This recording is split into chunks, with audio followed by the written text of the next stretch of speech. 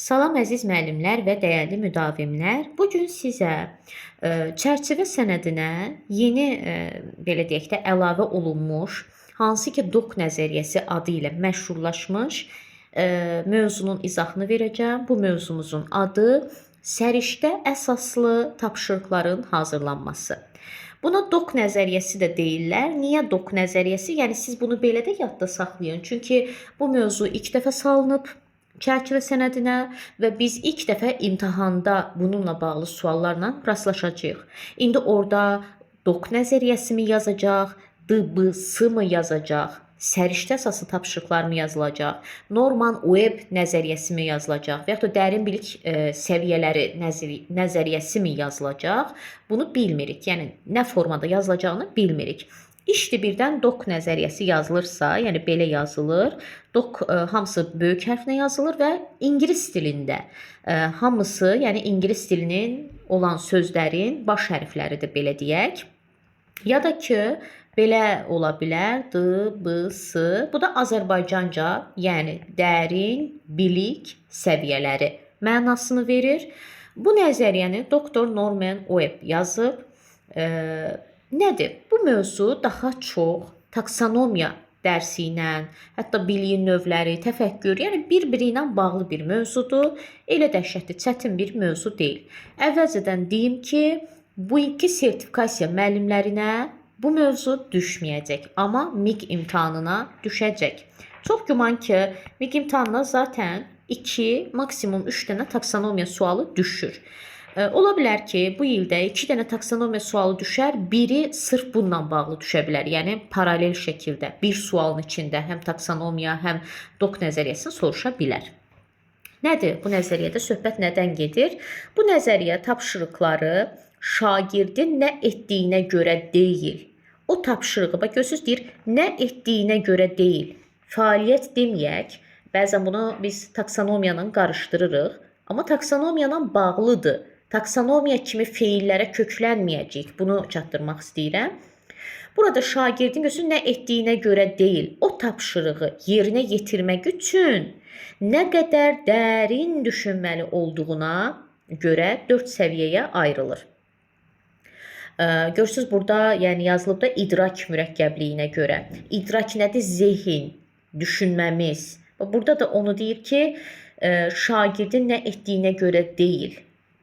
Həmin tapşırığı yerinə yetirmək üçün nə qədər dərin düşünür bu uşaq? Buna görə 4 səviyyəyə ayrılır və nəzəriyyənin əsas mahiyyəti nədir?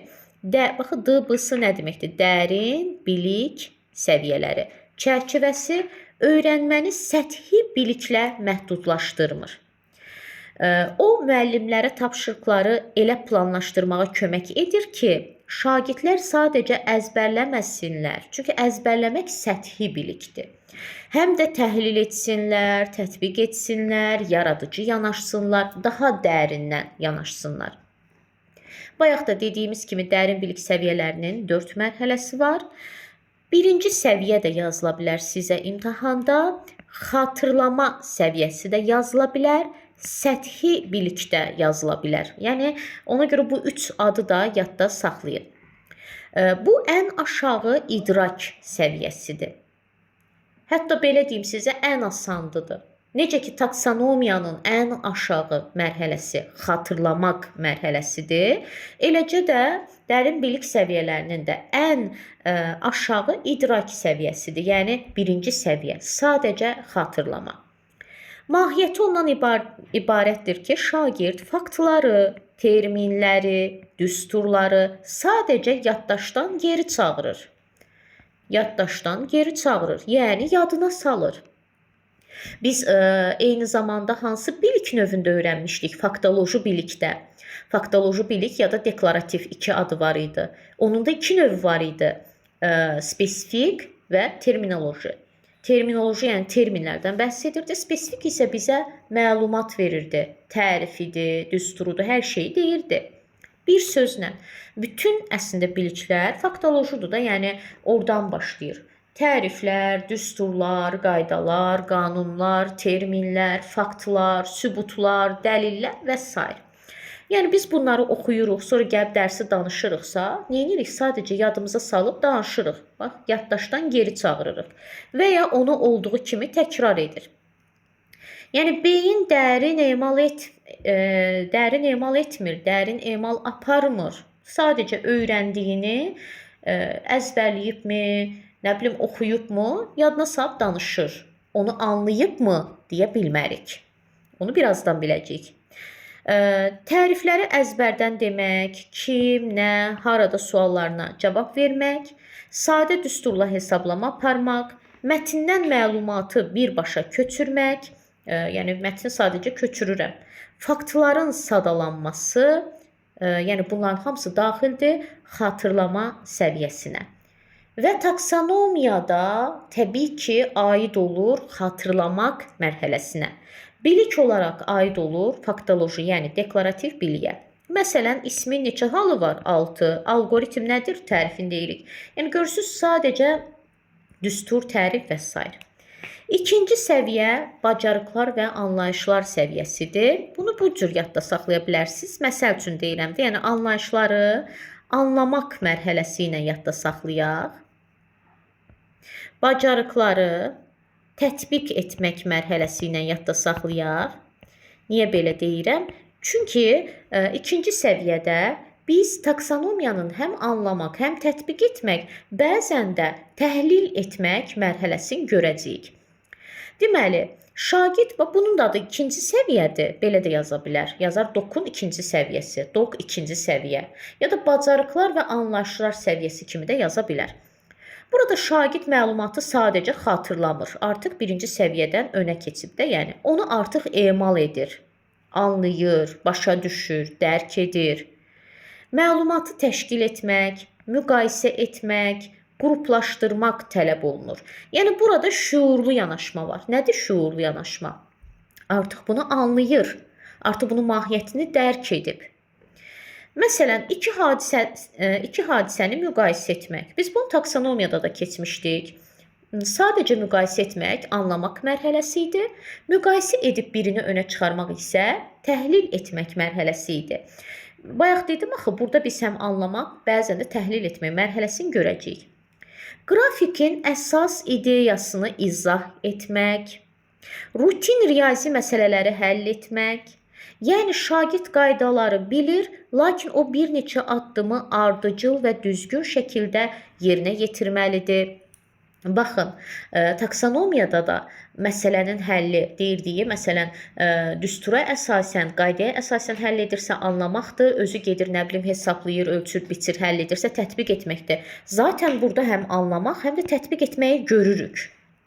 Sonra səbəb-nəticə əlaqələri daha çox gedir təhlil etməyə, hansı ki, analitik təfəkkür. Yəni, bu hadisə niyə baş verdi, nə üçün baş verdi? Konseptual bilik görürük burada. Necə baş verdi?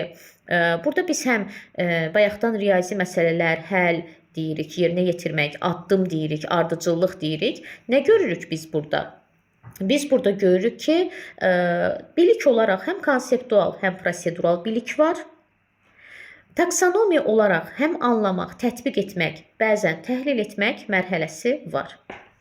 Sonra təsnifat, proses ardıcıllığı, fikir verirsinizsə dediyim kimi bilik olaraq konseptual, prosedural, taksonomiya olaraq anlamaq, tətbiq və bəzən də təhlil etmək mərhələsi var.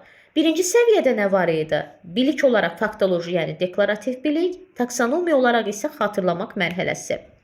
Məsələn, tarixi hadisələr arasında oxşar və fərqli cəhətləri müqayisə etmək. Bayaq dedik, müqayisə etmək var. Hadisələrin səbəb-nəticə əlaqəsini izah etmək. Bu da oldu bizim ikinci səviyyəmiz. Bəs üçüncü səviyyə nədir? Üçüncü səviyyə strateji düşünmə, bir növ strategiya. Bu mərhələdə artıq məntiq, planlama və dəlil gətirmək tələb olunur. Bu səviyyə artıq əzbərçilikdən və ya sadə tətbiqdən, yəni əzbərçilik səviyyə 1-də idi, sadə tətbiq isə səviyyə 2-də idi. Deyir, artıq bunlardan uzaqdır. İndi belə deyim də 3-cü səviyyə artıq daha mürəkkəbdir də belə deyək. Burada şagirdin baş işlətməsi tələb olunur. Bayaq nə dedik? Nəzəriyyənin adı nə idi? Dərin bilik səviyyəsi. Şagird bir tapşırığı həll edərkən nə qədər dərindən düşünür? Bax, bundan söhbət gedir. Görürsünüz, burada deyir artıq baş işlətməlidir. Şagirdə artıq hazır yol göstərilmir. Hazır yol göstərilmir. O yolu özü seçməlidir, planlamalıdır və niyə mən bu yolu seçdim? Həmin seçimini əsaslandırmalıdır. Bunun mahiyyəti nədir? Şagird biliyi yeni, tanış olmayan situasiyalara tətbiq edir. Sadəcə cavab vermir. Verdiyi cavabı əsaslandırır, arqument, dəlil gətirir. Müxtəlif mənbələrdən mətn, qrafik istifadə edərək fikir formalaşdırmaq, araşdırma üçün plan hazırlamaq, fərziyyə irəli sürmək, öz seçimini məntiqi ardıcıllıqla müdafiə etmək, sübut göstərmək, dəlil, arqument göstərmək, mənbələri təhlil etmək, qərar vermək, nəticəni əsaslandırmaq. Mən burada nə görürəm? Mən burada həm təhlil etmək mərhələsi görürəm, həm, baxın görürsünüz, qərar vermək, nəticəni əsaslandırmaq. Həm dəyərləndirmə mərhələsi görürəm, birazcıq da burada yaratmaq mərhələsini görəcəyik. Artıq daha yüksək səviyyəyə gəlmişik. Müxtəlif fənləri və anlayışları birləşdirən layihə, təqdimat və ya esse, yazı işi yaratmaq, real addım-addım plan hazırlamaq və bu planın niyə işlək ola biləcəyini əsaslandırmaq. Nədir burada əsas məsələ? Baxın. Siz bəzən 2-ci və 3-cü səviyyəni qarışdıra bilərsiniz. Məsələn, 2-ci səviyyədə deyir ki, müqayisə elə. Düzdürmü? Sadəcə müqayisə elə. Bu aid olacaq, görürsünüz, yazmışıq. Tarixi hadisələr arasında oxşar və fərqli cəhətləri müqayisə etmək. Bəli, 2-ci səviyyə. Amma 3-cü səviyyədə də deyəcək müqayisə elə. Amma orada belə eləyəcək. Müqayisə elə, elədiniz. Nəticəyə gəl.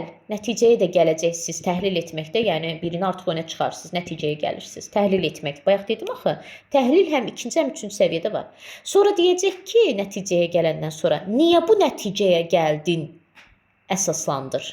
Arqument gətir. Dəlil gətir. Yəni gəldiyin nəticəni də əsaslandırmalısan. Görürsünüz, bu nə qədər dərinə getdi. Bu da belə. Deməli, təhlil və mühakimə edək. Şagird bir cavabı tapanda sadəcə cavab budur demir. Cavab ona görə budur ki, deyərək sübutlar, arqumentlər gətirir. O faktları, qaydaları sadəcə xatırlamır. Çünki sadəcə xatırlamaq birinci səviyyədə. Onları analiz edir və fərziyyələr irəli sürür. Bu tapşırıqlar bir addımda həll olunmur. Deyək, artıq daha dərindən yanaşır. Şagird əvvəlcə plan qurmalı, sonra həll etməlidir. Məsələn, bu problemi həll etmək üçün mən hansı düsturdan istifadə etməliyəm sualını özünə verir. Yəni, ona hazır düstur verilmir. Uşaq özü axtarır ki, mən bu problemi həll etmək üçün, bu məsələni, bu çalışmanı həll etmək üçün mən hansı düsturdan istifadə etməliyəm? Və nə edir? Tutalım ki, seçir ki, məsələn, 3 dənə düsturla həll edir. Axırda deyir ki, ikinci düsturla həll edəcəm. Düzdürmü? 3 dənə düsturla həll elədi. Axırda birini seçdi, yəni bir nəticəyə gəldi. Amma indi gəldiyi nəticəni əsaslandırmalıdır ki, niyə mən imanla ikinci düsturu seçdim ki, bundan eləməliyəm? Yəni, onu əsaslandırmalıdır. Bu olur 3-cü səviyyə. Sonra şagird təkcə kitabdakı mətni oxumur. O qrafikə baxır, cədvəli incələyir, statistikaya nəzər salır və bunların hamısını beynində birləşdirib ümumi bir nəticə çıxarır. Yenə də nəticə çıxarmaq var. Sonra arqument formalaşdırmaq nədir? Şagirdə deyirsən ki, iqlim dəyişikliyi təhlükəlidir. O isə sadəcə hə demir. Həm hava istiliyi cədvəlinə, həm buzlaqların əriməsi qrafikinə, həm də mətnə baxıb sənə sübut edir ki, niyə təhlükəlidir. Bildiniz, görürsünüz, burada nə qədər dərindən düşünmə var. Yəni, deyirsən ki, iqlim dəyişikliyi təhlükəlidir. O da demir də, hə, düz deyirsən, təhlükəlidir. O neynir? Həm havanın istilik cədvəlinə baxır, həm buzlaqların ərimə qrafikinə baxır. Mətni oxuyur, ondan sonra sübut edir ki, niyə təhlükəlidir. Araşdırma sualı və plan. Şagirdə hazır layihə verilmir. O özü bir mövzu seçir. Məsələn, məktəbimizdə suya necə qənaət edə bilərik və bunu araşdırmaq üçün plan tutur. Zaten bayaq da dedik, açar sözlərində var, araşdırma üçün plan hazırlamaq. İnteqrasiya nədir? Şagird esse yazarkən həm tarix biliyindən, həm də ədəbiyyat biliyindən istifadə edir. Gördünüz, yəni tarix və ədəbiyyat inteqrasiya olundu və fənləri nə edir? Birləşdirir. Yeni situasiyaya tətbiq nə deməkdir? Bayaqların burada belə bir cümlə işlətdiyi. Baxın, şagird biliyi yeni, tanış olmayan situasiyalara tətbiq edir. Nə deməkdir bu? Şagird riyaziyyatda faiz mövzusunu öyrənib, amma müəllim ona bank krediti məsələsi verir. Şagird faiz biliyini bu yeni situasiyaya, yəni bank məsələsinə uyğunlaşdırmalıdır. Üçüncü səviyyə, yəni strateji düşünmə o deməkdir ki, şagird şuurlu şəkildə düşünür, qərar verir, zaten qərar qəbul etmə var və qərarının məsuliyyətini, zaten verdiyi qərarı, gəldiyi nəticəni əsaslandırmalıdır ki, mən niyə bu qərarı verdim? Mən niyə bu nəticəyə gəldim? Sübut gətirir, dəlil gətirir, arqument gətirib fikrini əsaslandırır. Tapşırıq kənardan sadə görünə bilər, amma beyin bu zaman çox gərgin işləyir. Məsələn, mətnin əsas fikrini faktlarla izah et. Elə burada izah eti görmüşkən sizə bir dənə ipucu deyim. Dediyim kimi bu zaten yeni mövzudur. Mən bəzən müdavimlərin etdiyi səhvləri görüb belə bir qənaətə gəlib onlara da demişəm, sizlərə də çatdırıram ki, çox zaman taksonomiya kimi feillərə köklənib cavab axtarırlar. Qəti feillərə aldanmayın. Bu tapşırığın, bu belə deyim mövzunun yolu feillərlə cavab axtarmaq deyil. Bəli, bəzən feil sizi düz yola aparacaq, düz cavab aparacaq, amma buradakı kimi bəzən də siz izah et görüb gedib ikinci səviyyəni seçə bilərsiniz. Amma bu ikinci səviyyə deyil, üçüncü səviyyədir. Hardan bilirəm? Faktlarla izah et, deyir mənə. Əsas fikrini. Mən həm təhlil edəcəm mətni, həm də faktlarla izah edəcəm. Bu problemin həlli üçün ən səmərəli yolu seç, yenə də problemin həlli üçün ən səmərəli yol seçirəm. Qərar qəbul etmə, nə bilim, iş üsullarının qərarlar ağacında keçirdiyi ən səmərəli yolu seçib qərar verir. Və sonra əsaslandırırsınız ki, niyə mən bunu seçdim? Tarixi hadisələrin nəticələrini sübutlarla əsaslandır. Şagird riyaziyyat məsələsini həll etməlidir. O məsələnin həlli üçün 3 fərqli düstur bilir. Şagirdin düşüncəsi. Mən birinci üsulla getsəm, vaxtım çox gedəcək. İkinci üsul risklidir, amma üçüncü üsul bu tip məsələlər üçün ən səmərəlisidir. Ona görə də üçüncü yolu seçirəm. Burada şagird yeni bir şey yaratmadı. Yəni bunu qarışdırmayaq. Bunu qarışdırmayaq. Niyə görə deyirəm? Bəzən bunu çaşırlar yaratmaq. Xeyr, hər şey mahiyyətini başa düşmək lazımdır. Zaten bu düstur var. Bunu uşaq yaratmayıb. O mövcud strategiyalara, yəni mövcud, bu düstur var da, mövcud olan yolları, mövcud olan strategiyaları müqayisə etdi və ən səmərəli, onun üçün ən effektiv olanı seçdi. Bax, bu olur strateji qərar vermə. Bəli, taksonomiya olaraq deməli, daha çox dəyərləndirmək və yaratmaq mərhələsi görə bilərik, amma təhlil etmək də var. Sadəcə mən burada sizə nümunələr gətirmişəm. Məsələn, bayaqdan buradakı belə deyək də nümunəmiz və yaxud da nümunələrimiz dəyərləndirmə mərhələsinə aid idi. Baxın, faktlarla izah et, ən səmərəli yolu seç və onu əsaslandır ki, yəni niyə onu seçdin? Sübutlarla əsaslandır. Yenə də ən səmərəli, effektiv yolu seçir və əsaslandırır ki, niyə bu qərara gəldim? Yaxşı, yaratmaq mərhələsi burada necə görə bilərik? Dərsdə çaldıran döyüşü müzakirə olunur, şagirdin fikri. Əgər Şah İsmayıl artilleriyaya qarşı açıq meydanda deyil, dağlıq ərazidə partizan taktikası ilə döyüşsəydi, nəticə fərqli ola bilərdi. Şagird baş vermiş hadisəyə alternativ bir strategiya, hipotez sözün mənası fərziyyə deməkdir. Yəni, alternativ bir strategiya, hipotez irəli sürür. O hadisələrin, yəni gedişatını dəyişə biləcək yeni bir senari qurur ki, əgər dəyişilsəydi belə-belə olacaqdı. Bu artıq olur yeni bir senari, yeni bir sonluq. Bəli, yaratmaq burada bu cür olur. Biz indi gəlirik 4-cü səviyyə, ən yüksək idraki səviyyədir, genişləndirilmiş düşünmə. Burada biz daha çox yaratmaq mərhələsi görəcəyik. Bəs bunu necə seçəcəyik? Necə seçəcəyik? Burada da var idi axı. Və burada məsələn, görürsüz dərsdə olub bu hadisə. Deyir, dərsdə çaldıran döyüşü müzakirə olunur. Bu dərsdə baş verib. Və yaxud da ki, uşaq dərsdə bir layihə hazırlayır. Bu dərsdə olub. Yəni, bu dərsdədirsə, buradakı yaratmaq olacaq dəyərləndirmə mərhələsi. Amma daha geniş bir layihə. Məsələn, layihə əsaslı təlim modeli tam genişləndirilmiş düşünməyə aiddir. Çünki bu mərhələni digərlərinə fərqləndirən ən vacib xüsusiyyət zaman. Məsələn, layihə əsaslı təlim modeli maksimum 1 ilə qədər hazırlana bilər. Yəni də ən azından artıq bir gündən çox vaxtı əhatə edirsə, 1 həftə, 1 ay, 3 ay, 5 ay və s. Yəni də daha uzun zamandır da. Zaman və kompleks yanaşmaya dərindən bir araşdırma olur burada. Bu olur genişləndirilmiş düşünmə. Biliklərin inteqrasiyası, sintezi, tənqidi və yaradıcı düşüncəsi, dərin tədqiqat, yəni dərin araşdırmaq aparmaq tələb olunur. Təbii ki, bu da bir dərsdə ola bilməz. Tapşırıqlar adətən uzun müddətli olur, yəni bir dərsdən çox vaxt aparır. Layihə üçün biznes planı hazırlamaq, uzun müddətli tədqiqat aparmaq, bunlar bizim açar sözlərimizdir. Tarixi hadisələrin müasir dövrə təsirini hər tərəfli təhlil etmək, fərqli fənlərdən olan bilikləri birləşdirərək yeni məhsul yaratmaq, eyni cümlələri biz harda keçmişdik? Layihə əsaslı təlim modelində deyə ortaya məhsulu qoyur.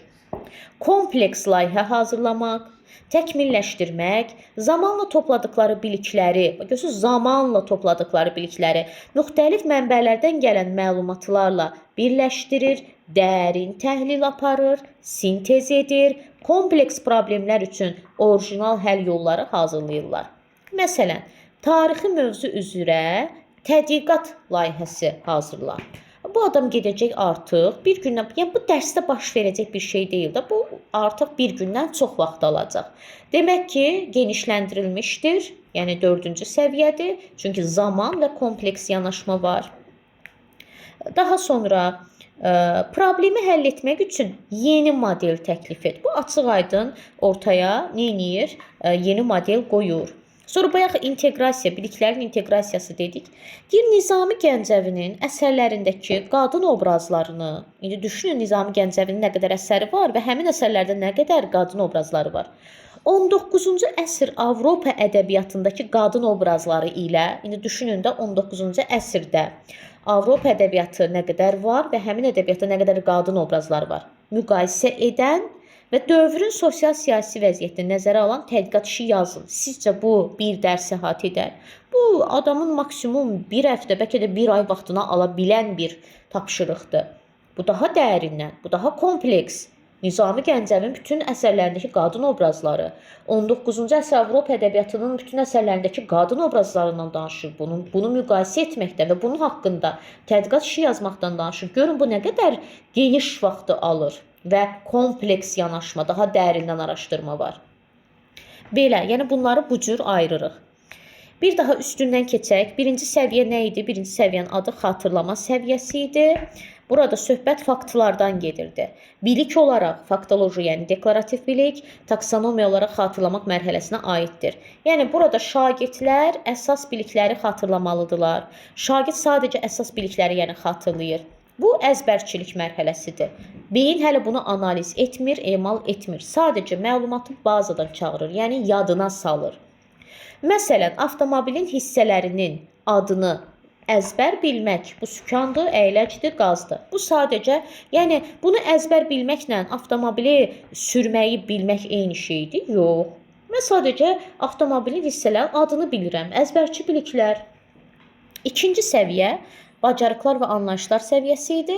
Bilik olaraq burada həm konseptual, həm prosedural biliyi görürük. Taksonomiya olaraq anlamaq, tətbiq, bəzən də təhlil etməyi görürük. Onlar artıq öyrəndikləri bacarıq və anlayışlardan istifadə edərək məlumatı sadə şəkildə emal edir, müqayisə edir, qruplaşdırır və izah edirlər. Artıq faktları birləşdirib nəyin necə işlədiyini anlayırsan. Bayaqlarım avtomobilin hissələrinin adlarını əzbərdən bilirdim. İndi avtomobili işə salıb düz yolda sürmək, qazla əyləcin fərqini izah etmək, yol nişanlarını tanımaq. Artıq bu olur nə? Bu olur ikinci səviyyə.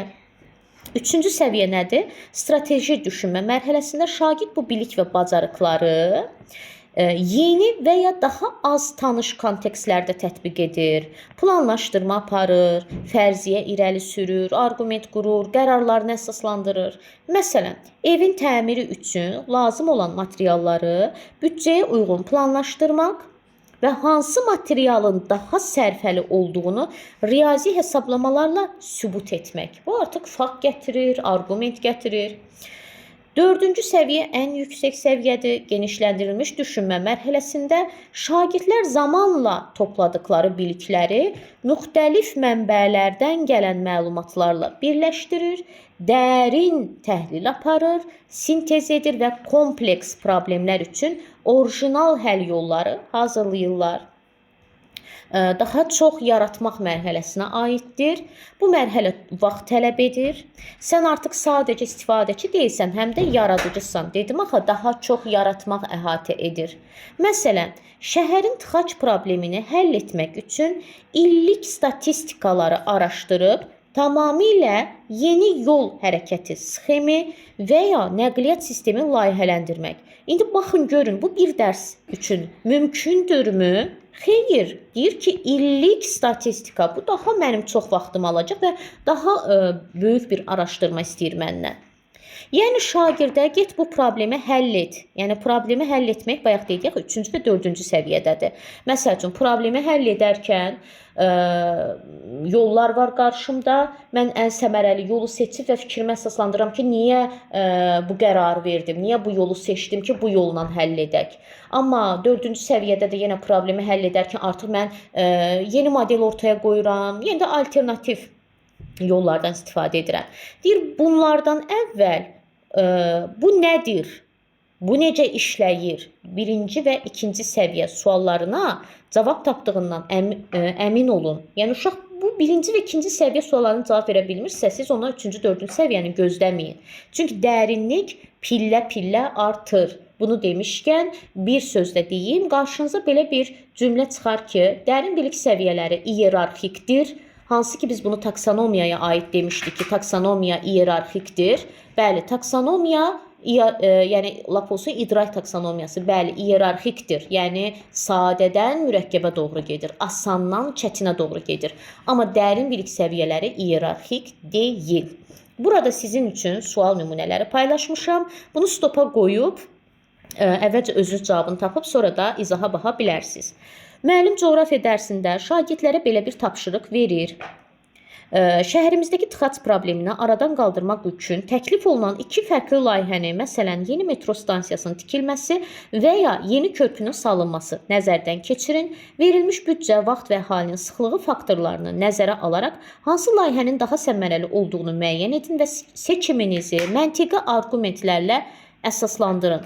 Bizdən nəyə soruşur? Dərin bilik səviyyələri nəzəriyyəsinə görə bu tapşırıq hansı səviyyəyə uyğundur? Mən onsuz da görürəm ki, burada birinci, ikinci səviyyə ola bilməz. Bəlkə mən burada qalaram 3-cü və 4-cü səviyyə arasında necə seçəcəm? Yəni, layihəni görüb bəlkə də qala bilərəm. Amma necə seçirəm? Müəllim coğrafiya dərsində, bu artıq dərsdə baş verib. Bu artıq dərsdə baş verib. Dərsdə baş veribsə nə idi? 3-cü səviyyə idi. İkinci açar sözümüz, mən burada təhlil də gördüm, amma əsas açar sözlərimizdən deyir ki, daha səmərəli olduğunu, hansı layihənin daha səmərəli olduğunu müəyyən edin və seçiminizi arqumentlərlə əsaslandırın. Bunu biz 3-cü səviyyədə dedikdə bir nəticəyə gəlirdim, ən səmərəli yolu seçirdim və əsaslandırırdım ki, niyə bunu seçdim. Hansı idi? 3-cü səviyyə tapanlara əhsən. 3-cü səviyyəni tapanlar sizə halal olsun. İkinci sual, müəllim tarix dərsində şagirdlərə belə bir uzun müddətli tapşırıq verir. Azərbaycanın 19-cu əsr neft sənayesi ilə müasir dövr enerji strategiyasını müqayisə edin. Müqayisə gördüm burada. Amma mən çaşmayacağam, yəni diqqətli olacağam. Bunun üçün arxiv sənədlərini, iqtisadi statistikaları və xarici mətbuatı araşdırın. Sonda Gələcəyin Enerjisi adlı bir konfrans üçün təqdimat hazırlayın və ölkəmizin 2050-ci il üçün enerji modelini özündə əks etdirən orijinal layihə təklifi işləyib hazırlayın. Baxın, mən nə gördüm burada? Düzdür, müqayisə gördüm, amma müqayisə məni çaşdırmasın. Mən nə edirəm? Deyir ki, bizə burada nə deyir? Bax, gələcəyin enerjisi adlı bir konfrans. Və nə deyir bizə? Uzun müddətli tapşırıq verir. Uzun müddətli tapşırıq artıq bu bizi çaşdırmasın ki, tarix dərsində. Nə olsun ki, dərslidir, amma deyir uzun müddətli tapşırıq verir. Deyir ki, get müasir dövr enerji strategiyasını müqayisə elə, arxiv sənədlərini araşdır. Bu necə bir dərs əhatə edə bilər?